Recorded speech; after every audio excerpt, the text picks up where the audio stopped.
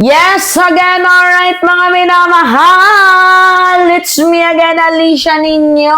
Nagbabalik muli para sa ating panibagong video. At ngayon nga po ay pag-uusapan natin tilok o sobrang tetelok.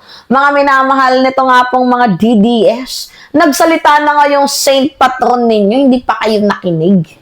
Oo, nagsalita na nga itong si Sara Duterte. Hindi nyo pa pinakinggan. Kala ko ba mahal nyo itong si Sara Duterte?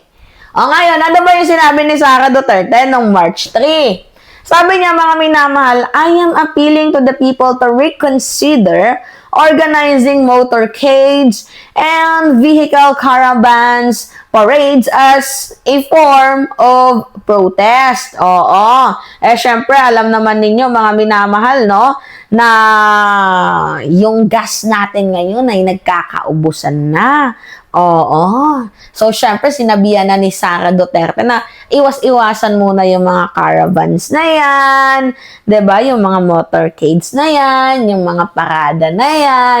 Gawa nga ng we need to save the oil, 'di ba? Kasi syempre, can you imagine, mga minamahal, may tension dito nga po sa Middle East. And apektado po yung supply ng fuel sa bansang Pilipinas. Now, ang titilok ng mga DDS, tingnan ninyo. Duterte supporters nag-motorcade sa Maynila kasabayang paggunita ng unang anibersaryo ng pag-aresto kay dating Pangulong Rodrigo Roa Duterte. Talagang sinelebrate pala nila, no? Yung 1-year anniversary. Bakit nyo ba sinelebrate yung pagkakulong ni... Nagtataka lang ako, Sinelebrate nyo pa talaga yung 1 year na pagkakulong ni former President Duterte? Instead sana na malungkot kayo, instead sana na maghinagpis kayo, talagang parang naging birthday pa ni former President Duterte. Talagang nagsagawa pa talaga kayo ng effort, nagsagawa pa talaga kayo ng motorcades, nagsagawa pa talaga kayo ng caravans, despite na mayroon na nga tayong issue dito sa fuel. Talaga lang ang titilok ninyo. Ngayon ang tanong, merong narating. Yang pagkakaravan ninyo, napalaya ba ninyo si former President Duterte sa pagkakaravan ninyo? Napalaya ba ninyo si Digong nyo?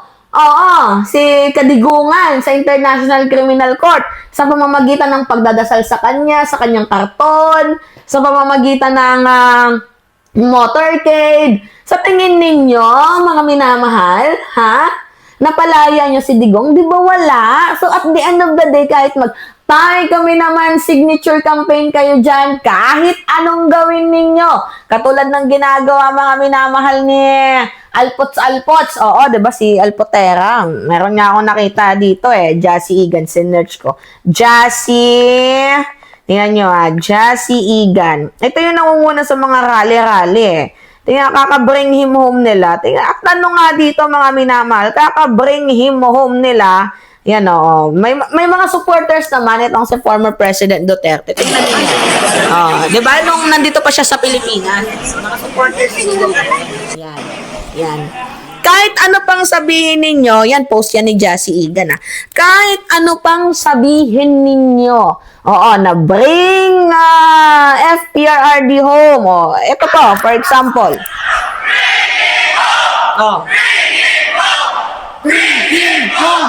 Bring him. Diba? Tay, kami naman. Yan, sige, pakulong kayo. Go. Trip ninyo yan, diba? Kahit pa mag-bring him home or mag-tay kami naman signature campaign at inadinasalan nyo pa talaga. Yan ginawa nyo ng patay ng tao. Buhay pa si Digong buhay pa si former President Duterte pero ginawa na nilang patay. Ba naman mga kukluban kayo ng kabubuhan. Tingnan niyo, buhay pa si Digong. Sinindihan nyo na ng kandila. Ginawa nyo ng patay. Diba? Hindi ko alam kung mahal talaga ng mga vloggers ni former President Duterte itong si Digong nyo. Tingnan nyo, may kandila. Siyempre, di ba tayo sa Facebook, pag nagpo-post tayo ng kandila, may namamatay. Tangiran nyo, nag-post sila. May kandila. Ibig sabihin, buhay pa si Digong, pero pinapatay na ninyo. Di ba kung hindi ba naman itong mga tarantado, itong mga hinayufak na to? Oo, ang dami pa nilang mga ano, tingnan nyo.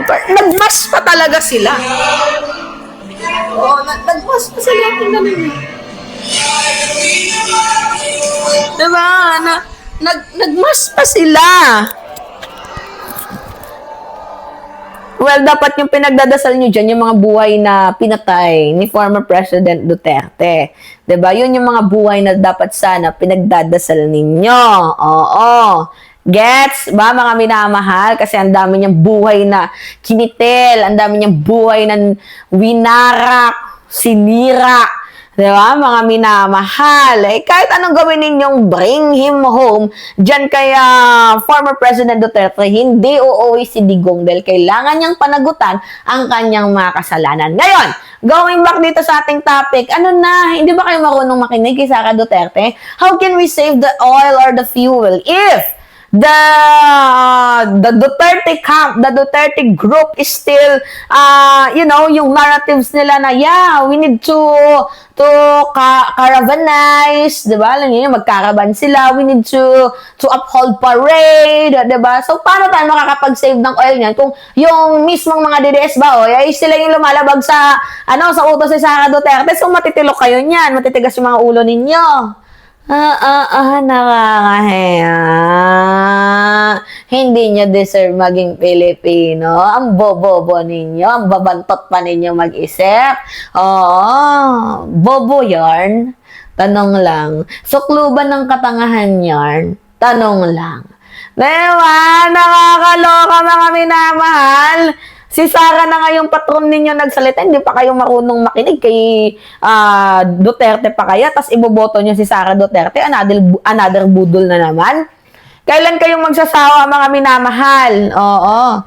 Na patuloy na iboto, patuloy na paniwalaan itong kanilang mga ganitong klaseng naratibo. Even the Supreme Court, wala nang nagawa para mapauwi si former President Duterte. Oy, oo, tapos kayo, anong gagawin ninyo? Oo, gusto niyang pauhin si Digong by campaign signature. Pwede ba naman kayo luklukan ng kababuhan, oy? Pwede ba naman kayo luklukan ng katangahan, oy? Di ba? Kaloka. Tapos ang ginagawa pala nila, nang i-scam. Diyan sa ating mga kapwa OFW, pakatindi. Sana, matitindi, mga minamahal sa pagiging scammer. Diba? Again, alright mga minamahal, yun po. Pengi lang po ako ng comments, likes, and share. And also, don't forget to click the subscribe mga minamahal. And always nyo pong i-hit ang notification bell para lagi kayong na-update sa mga video na ina-upload natin. Maraming salamat at ingat mga kababayan!